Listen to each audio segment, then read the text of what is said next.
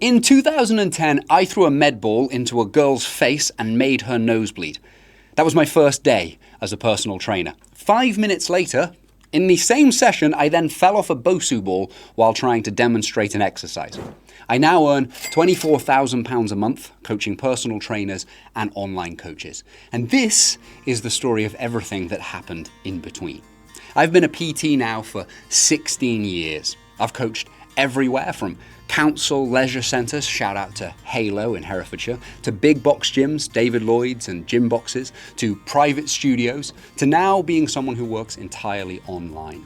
I've competed on stage, done multiple photo shoots, studied exercise mechanics under some of the most respected people in this industry, chopped up bodies and cadaver courses to better understand anatomy, worked with accountants and even the odd celebrity, and taken something like 100 clients to photo shoot condition. Made basically every mistake you could hope to make in this career along the way.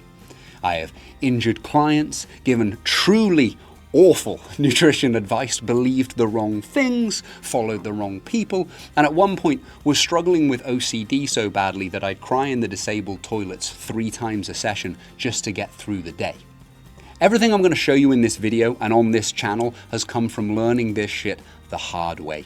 My name is Paul Standell, and this channel is for personal trainers. This is the video I wish someone had made for me when I was starting out. Because the things that genuinely changed my career weren't the things I really thought they would be. They weren't the level 4 certifications, the biochemistry behind nutrition, or staying up to date on the latest research.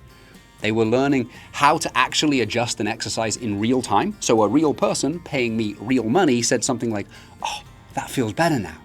I found that being honest about the struggles in my life, the relationship OCD, the pulling donuts out the bin because they hadn't touched the bin juice yet, all of that stuff made clients feel like they could be honest with me about their struggles. And that meant I could actually coach them properly.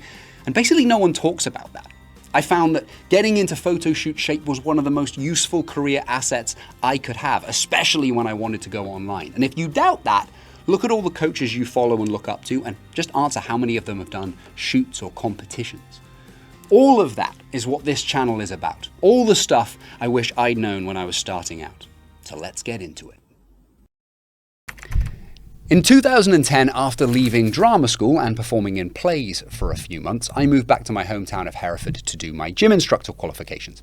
I wanted a job I could do with and around auditions, and even toyed with becoming a driving instructor. Thank God I picked PT instead. And once I passed my level 2, the gym instructor qualification, I got a job at the local council leisure centre called Halo and started covering shifts and taking classes. It was there that I managed to throw a med ball into a girl's face and then immediately fall off a Bosu ball while demoing for my first circuits class. It was a truly heroic start to a career. My learning at this point was driven by Paul Chek, The Biggest Loser, PT on the Net, and T Nation. Chek's book, How to Eat, Move and Be Healthy, basically convinced me that plastic Tupperware and microwaves were coming to murder all of my family. And the China study nearly made me become a vegan. So shout out to Bob Harper and The Biggest Loser for that. We then move into 2011, and I'd finished my level 3 PT qualification and GP referral course, got a job at a David Lloyd in Beckenham, and moved back to London, ready to call myself a PT. During my first ever paid PT session, my first ever paid client, Kev Cooper, essentially died about 5 minutes into the rower warm-up and had to lay on the floor for about 30 minutes afterwards. Now that wasn't on the cards for the workout I'd written. Well, it made me realize I didn't know what I was doing, and that theme will continue for a while. But I was getting paid to train someone, and so I suppose we were off to the races. They will just be very, very slow races for the next few years. I started to get into Charles Poliquin around this time, became convinced by his idea of structural balance, and that meant, your lifts had to have very specific ratios to each other. So the front squat should be 85% of the back squat. The incline bench should be 80% of the bench press. And obviously, deep arse to grass squatting was the key to VMO development and knee health. Amongst many other beliefs I've had over the years, this will turn out to be bollocks. But for now, and for the next, sadly 8 years, it will mean that all of my clients, including my 82-year-old client Roy, who should definitely not be doing the power lifts, was 100% going to be doing the power lifts. We're now into 2012, and this was the year I got back into acting after taking a year out to train as the gym instructor and heroic PT I hoped to be. And I got to spend 6 months of 2012 in a show that required me to be naked on stage for a few minutes a day. And that 100% convinced me that my character should definitely have, a glistening, full six-pack. Because that's the kind of character choice that would have made Tennessee Williams proud. Now, this was also the era just before MyFitnessPal came out, and that meant that tracking wasn't really an option yet. So what you had to do at that time instead was eat clean, because, nuts definitely don't have loads of calories. I was still reading a lot of T Nation and following Poliquin's advice wherever I could. Ultimate Performance was starting to be noticed on Facebook, and they advocated for one of Poliquin's methods known as biosignature modulation, or biosig. And this was the idea that hormones affect fat storage, which they do, and that we could therefore meaningfully affect them if we changed what we ate or used a fucking shitload of supplements, which you can't. So as a result, I spent far too much money on fish oil, cinnamon, alpha-lipoic acid in various attempts to lower my suprailiac site. I might also have told some females along the way that their belly button piercings could be why they weren't losing body fat. And once again, I was wrong. 2013 now. Now this year involved me taking my clothes off in even more plays, although they only were shirtless ones, I think. But because of the success of the previous year, I was still convinced that having a six-pack was 100% the right choice for all these characters, and in hindsight, I completely stand by that choice. This was also the year I started using this newfangled tracking app called MyFitnessPal, which for some reason, Pop-Tarts were used to prove that you could get diced eating junk food. This was surprising news at the time. Having also spent the last couple of years pretty lean for shows, I started thinking it'd be cool to push my physique further and maybe compete or do a photo shoot. Decided I should get some help with this and get my first coach, something I kept paying for the next 5 years of my career. I also started coming across this evidence-based term that was being led by a group of scientists and a company that I found called Shredded by Science. Shout out to Luke Johnson. Over the next 6 years, I attended a shitload of events with the likes of Schoenfeld, Helms, Aragon, and all of that lot, if you know who they are. Into 2014, and I did my first ever photo shoot with a photographer called Paul Corkery. I really like the style of his photos. Sadly, shortly afterwards, he went to prison for touching people inappropriately in his shed. I can obviously neither confirm nor deny such allegations. However, the biggest thing that happened that year was not doing a photo shoot. It was my life starting to fall apart with what turned out to be relationship OCD. Now, I didn't know that's what that was at the time. In fact, I initially wondered whether I had bipolar disorder because I could be absolutely fine at times and then completely distraught at others. When my girlfriend was around, I felt fine. But when she was away from me, and she spent half the year in Dubai, I couldn't seem to escape the 100,000 thoughts I constantly had about her cheating on me. I was plagued by feelings of not being lovable enough, successful enough, or even worth enough to not cheat on. I cancelled hundreds of sessions because I was ill, or my car wouldn't start, or I had some kind of family emergency. And when I would turn up to sessions, I would pee at least 3 times a session in order to cry in the disabled toilets. This was, without question, the toughest year of my life, and I remember debating suicide for a good chunk of it. I took citalopram and then sertraline, finally settled on fluoxetine to help me manage the depression and the constant thoughts caused by the OCD. I also began therapy for the first time in my life, which was actually paid for by my client, Chris. And this is one of the reasons you're going to hear me tell you to be friends with your clients, because there's almost nothing I disagree on more than the idea that you shouldn't be friends with them.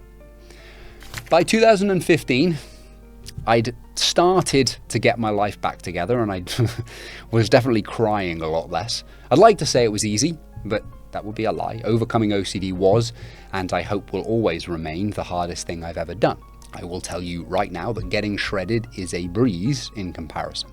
So by early 2015, I'd started earning more normally again because I was working more again, and realized, well, I've missed out on a lot of travel.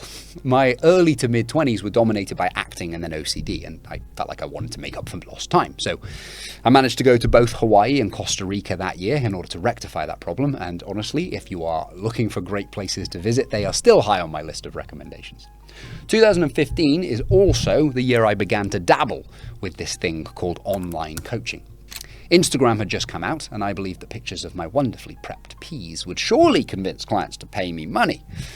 This is also the last year I performed as an actor, something I still miss to this day. But it marks the start of me treating PT as a career rather than a side hustle. I was also now tragically deep into my pub med era. I believed with every fibre of my being that reading research would make me a great coach. In hindsight, it just gave me a sense of superiority. It made me feel like I was a better coach than I was. Ultimately, reading all that research didn't lead to me getting better results for my clients. And ultimately, that's the only thing that measures how good you are at this job. Better results equals better coach. Being better read doesn't always mean you get better results. This insight took me another 7 years to realize, and has ultimately led to a phrase you're going to hear me say a lot, which is, your job is not to be right, it is to be helpful. And that's a reminder to myself as much as it's a lesson for you. We're now into 2016, and having spent the last 5 years being pretty damn lean, I decided I wanted to go a step further and compete.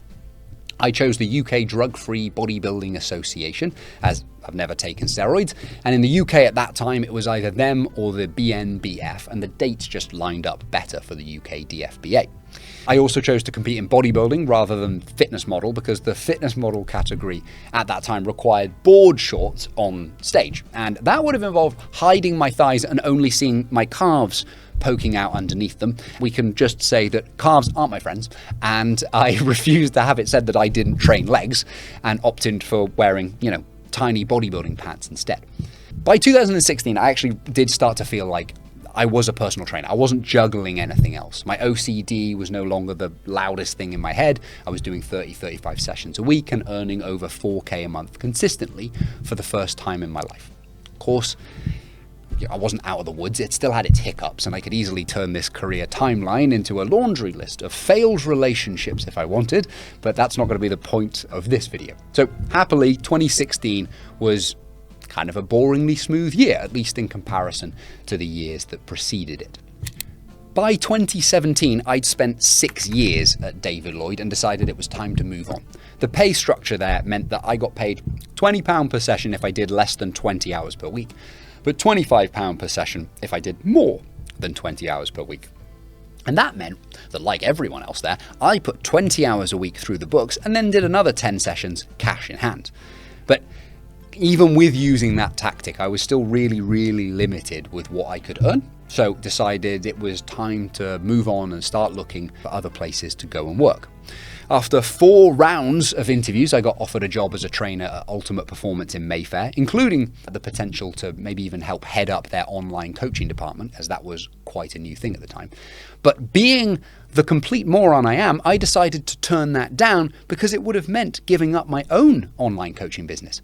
Given that I was earning the grand total of a few £100 a month online, God only knows what I was thinking.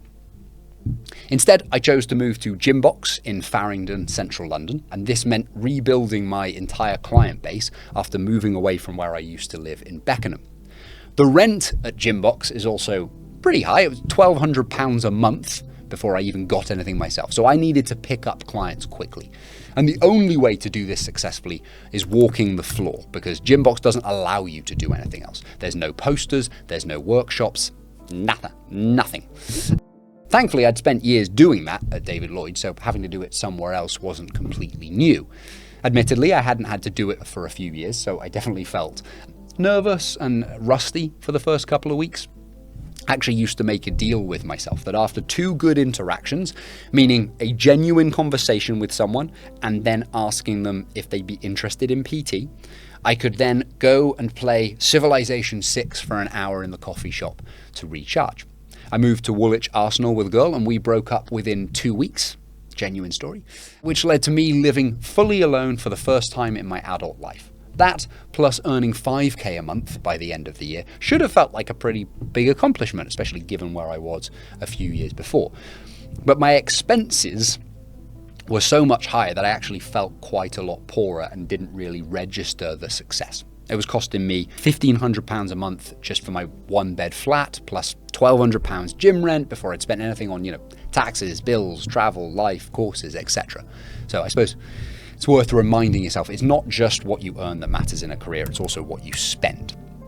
In 2018, after a year at Gymbox, I realized I could make the same money doing 20 hours a week of PT in a private studio as I did in 30 hours a week at Gymbox. I'd also realized that 20 to 25 hours per week in person was the sweet spot for a nice stable income while keeping enough free time for me to grow things online. So I contacted a bunch of my old clients back in Beckenham to see who'd be interested if I came back, and had 20 hours a week signed up within a day of sending out that message. So that combination of 20 hours a week at £60 a session plus the £1,500 give or take I was making a month online meant that I was earning about 6k a month for the first time in my life. I turned 30 also in 2018 and sadly realized I had no savings. I'd spent it all on travel and living, which was great, but definitely made me feel like I wasn't behaving like a 30-year-old should. So started putting £500 to £1,000 a month into a combination of a Help to Buy ISA, a lifetime ISA, and a pension. That was a good decision, so well done past me. Also decided that being single at 30 shouldn't stop me traveling just because I was alone. For my birthday, I spent a week in Turkey by myself at an all-inclusive hotel, and then I went to New York for the first time in my life to stay with a friend. This was the first time in my life that I actually kind of felt okay being single. I didn't feel like I needed attention and constant validation from someone else to like who I was. And I know people tell you that you shouldn't get your self-worth from others, but honestly, at least if you're anything like me, that lesson takes a really long time to truly learn it and have it sink in. Again, at least it did for me. So 2018 was also the year I spent the most time looking what I would describe as shit hot.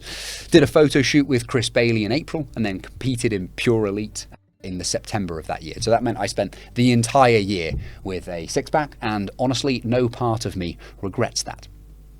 2019 is what I would call the year when life really started to change for me. I discovered the world of exercise mechanics through first the Muscle Mentors, and then through one of the most important people in my professional life, Mr. Michael Goulden. You will hear me talk about him more because of the Muscle Mentors. I'd heard good things about Michael, but it took several months to make the decision to spend £1,000 on the Integra Intro course. That was, I think, about 3 times more than anything I'd ever spent on any other course up to that point. But I can also tell you that from the first moment I met Michael, I have never looked back. It will always be the best money I've ever spent. It was so transformative an experience that I thought nothing of immediately spending another £2,000 on the main course. This was, without question, the most effective set of skills I had ever come across in my 9 years of personal training. It also meant having an annoyingly shit realization that I didn't know as much as I thought I did, and that I wasn't as great a trainer as I thought I was either. So I can easily say that I simply wouldn't be where I am now without Michael and RTS. 2020. I'd spent 10 years now with a six-pack and had settled into the idea of doing another photo shoot, or doing a photo shoot every other year as a pretty solid goal. I'd just begun dieting for my next shoot when I broke my collarbone in a game of rugby. No drama, I thought I'll just, do the shoot later in the year once the collarbone has healed up. COVID then kiboshed that plan rather royally. But I will say that lockdown actually had a pretty big benefit for me. I ended up just living on calls with Michael and the Muscle Mentors who I mentioned before. And then as lockdown started easing, I found myself over at Michael's studio in East London just all the time. May as well have moved in over the 2 years that followed within that. It was also around that time that I started to discover what I would call my voice online. I began making these things called fitness rants, which just involved me making fun of absolutely everybody and everything I could think of in our industry. I then realized that that was much more effective than all the educational posts I'd been making up to that point. It's almost like people, go online to be entertained more than taught things, or at least social media anyway. 2021 was in many senses a continuation of the previous year, but it was also when other trainers had really started to ask me if I could help them with either their physiques or their careers, or sometimes both. And this blew my mind, but I definitely loved it. I felt like I was starting to become someone people were respecting, which helped me feel like I could respect myself too. I was being asked to go on podcasts, which was yet another thing that blew my mind. And then finally, icing on the cake thing was being asked to join the Muscle Mentors as an educator and a coach. I'd been learning from those guys for so long that to be one of them felt like a massive moment. Felt like I was no longer that PT crying in the toilet, unable to make it through the day. First year I got to teach in person and help run training events, and I loved that as well. Also, the first year I had my first 10k month. Wasn't 10k recurring, as that sat between 6 to 7k, but with the extra payments from the events, I had several 10k months that year, which still is a bit mental if you really think about it. Into 2022, and after 18 months with the Muscle Mentors, the company closed due to internal differences, which we'll say no more about here. Me and Jimbo, one of the other guys from the Muscle Mentors, decided to set up the PT project as a result, which is now 4 years old, which is mental. Also went to Oklahoma to do RTS Mastery with Tom Purvis for the first time. And that was one of those really, really surreal pinch me moments, just sitting in the same room with the mentor of my mentor. This guy I'd watched and learnt from for years was something I never imagined happening. Somehow like little old me from little old Hereford. Never thought he'd be sitting in a room with one of the biggest names in our industry. So to sit in a bar drinking Long Island iced teas while hearing stories about Venice Beach, BPAC, Cybex and Arthur Jones from the man himself was amazing. Also paid to take my family to Dubai as a Christmas present. So to be able to repay my mum and dad that way made me happier than I can really express here. So at the end of that year, I made the decision to go entirely online and give up in-person coaching. I still see most of those clients when I go back to London, even now. Also moved back to Hereford from London, as paying $2,000 a month for a 2-bed flat didn't seem worth it if I didn't need to be tied to the location. In 2023, my life took a hard left at the start of the year due to the first real OCD flare-up I'd had in nearly 10 years. I lost about a third of my coaching business because I did nothing but cry for a whole month. I don't blame any of those clients for leaving. They were paying for a service that I was not really able to provide at that time. And that said, I will always be grateful for the ones who stayed with me. But I managed to get back on track reasonably quickly because I'd been in that hole before and knew what to do. Therapy, skill, and experience meant that I was back working pretty much as normal within 3 months. I took my second trip to Oklahoma to go through Mastery for a second time. Didn't mention that before, by the way, but Mastery is 9 days long and there's only 6 of you plus Tom. So there's basically nowhere to hide. So you need to be prepared to be grilled on those courses. End of the year, I started working with Dan Meek from Business and Banter, and that turned out to be a pretty good choice. Also ran my first group photo shoot alongside Jimbo for the year. Had 3 clients on it, he had 5. Was also a good choice. Went to Hawaii again, by myself this time, for a couple of weeks for my birthday, which again I will highly recommend and was a good choice. And last but not least, I met Jess, my partner. She will turn out to be the best choice of the year by a mile because, well, she'll give me Ro, my son, in a few years' time. But at this point, it was mainly because, I loved her and we got to travel around Canada in an RV for 3 weeks. 2024 was the year my online business really started to grow. And now this was driven by 2 things. The first was the fact that the PT project stopped selling group biomechanics courses due to an agreement we had with RTS. And the second was deciding to go all in on photo shoots as a selling point.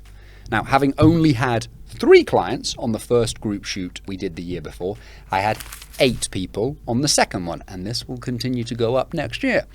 Dan, at this time, also advised me to start a one-to-one mentoring business separate to the coaching business, so Paul Standell Education Limited was born.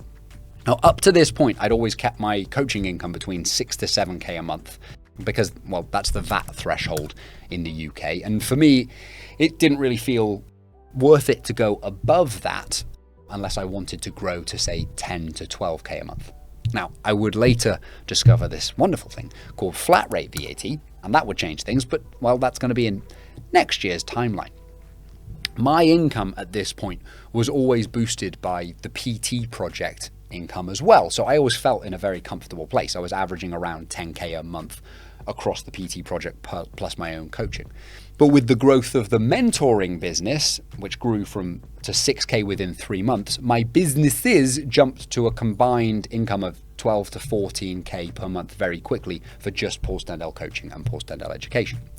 I went to Mastery in Oklahoma with Tom for the 3rd time and attended the first of 3 multi-day manual skills workshops. Also went to my first 5-day cadaver course in Ohio this year and was frankly amazed at how quickly they let a PT just start cutting into someone. I thought I'd be mainly observing, so to be hands-on was an amazing experience. I bought Jess a gorilla trekking safari in Uganda for her Christmas present, and watching her cry as she saw gorillas in the wild is one of my favourite memories and probably always will be. This was also the first year I started running anatomy workshops for PTs, and we began filming for something we call the exercise library within the PT project. 2025. And as mentioned before, it took me far too long to realise flat rate VAT existed. This discovery drove a decision to try to push the businesses up in revenue to 20k a month by the end of the year. It's a bit of a mental target. But within 3 months of setting that target, I'd hit the target. So this blew my mind. By March, I was earning £20,000 a month as a personal trainer. That's mental. Still feels mental now. Yeah. In May, I took 19 people to a group shoot that for the first time I ran without Jimbo. I took another 9 through the same process in September of that year. And that was the first time I'd run 2 group shoots in the same year, and decided that was absolutely going to be a great idea moving forwards for the business. I bought my first house at the grand old age of 36, went to Oklahoma twice for more manual skills workshops, and even tagged a few days of skiing in Aspen in afterwards, courtesy of a friend of mine, Sam, who lives there. It is good to meet people on courses. I will say that till I'm blue in the face. I also went to Singapore for 4 days of more manual skills workshops, this time with Dr. Joe Muscolino, and we were looking at the neck and SI joints. I also, and this was a bit of a full circle moment, joined 9 of my own clients going through RTS Level 2 with Michael Goulden. I think that's either the 4th or the 5th time I've done that course, and it's genuinely one of my great privileges to help expose more people to the most important mentor I've ever had in my career. I took 12 members of my family to Dubai in May of that year as a Christmas present, and Jess may or may not have got pregnant on that trip. In December, I also hosted the first of what will now be a yearly client ski retreat, basically an excuse to write off a ski trip as a super serious work venture. And on the 27th of January 2026, my life changed with the birth of my son. My granddad told me a few weeks later that he didn't think kids would ever happen for me. Now, given my laundry list of failed relationships, I can't blame him for that. His only wish was that my nan was still around to meet him too. Yeah, me too. But his birth feels like closing a bit of a chapter on all those dark, difficult days from a decade ago. I couldn't love him more. I couldn't be happier to call him my son and Jess my partner. And from a work perspective, my businesses currently make between £23,000 to £25,000 a month, which leaves me with a big fat giant fuck off UK tax bill of between £120,000 to £150,000 a year. Given that all of my work is online and isn't tied to being in the UK, that led to the cliched online coaching decision to move my business to Dubai, which is now where I have residence, where my business is operated from. Now, we were due to move there in May of 2026, but then the Gulf exploded. And so right now I'm filming this from the other cliched fitness place of Bali, which we're in for 2.5 months first instead, hoping the situation in the Middle East settles down, and then we'll be able to move to Dubai around late August. Or we'll figure out where we go next. The plan is to save that tax money, that 120 to 150k a year, plus a little more every month, and move back to the UK within a 5 to 7 year period of time. I love what I do, but if I'm also honest with you, I'd like to do about 30 to 50% the amount of it. I've got 20 clients who went through another shoot in May of this year, and have another 20 coming through the UK shoot in October with Chris Bailey as well. And from next year, hoping to do even a Dubai shoot too. I'm off to do Mastery in Oklahoma for the 4th time in October. I've recently done a 3-day cadaver course in Italy again as well. I had a better life balance 6 years ago when I was primarily working in person, but the retirement plan makes this worth it for me. Like, if I had to work 60 to 70 hours per week, as I do right now, for the next 20 years, I wouldn't do it. I'd reduce how much I work, accept a reduction in income, and spend more time with Jess and Ro, enjoying a still very, very comfortable life. £6,000 to £7,000 a month is a very comfortable life. In 2010, I threw a med ball into a girl's face. On the 27th of January, 2026, my son Ro was born. That's my story. I quite like it, to be honest with you, and I hope you get to like yours too.